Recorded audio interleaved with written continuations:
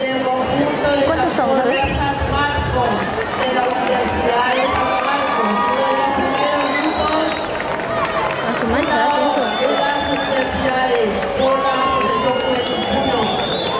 Tenemos un presidente a Wilma Gutiérrez Ruiz, guía musical Ramón Espino.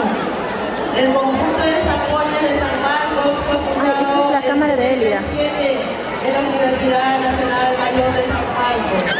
Está conformado por estudiantes, egresados, trabajadores de la universidad, así como de otras instituciones de educación superior y comunidad en general.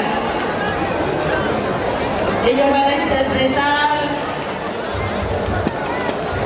en su guía nos dice, el conjunto San Marcos lleva 36 años practicando y viviendo sin pulir en sus distintas expresiones. En esta oportunidad vamos a interpretar el pulir denominado Soldado Paya Paya de Colima, expresión que se ejecuta en el distrito de Colima durante las noches de Pascua.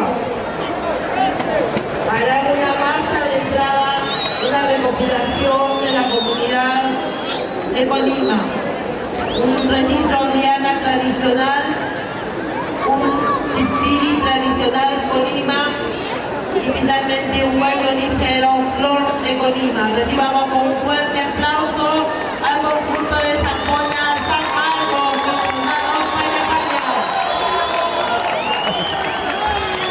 mucha gente, ¿eh? No sé dónde, pero está. Siguiente escenario, por favor, todos Que no tocan. escenario.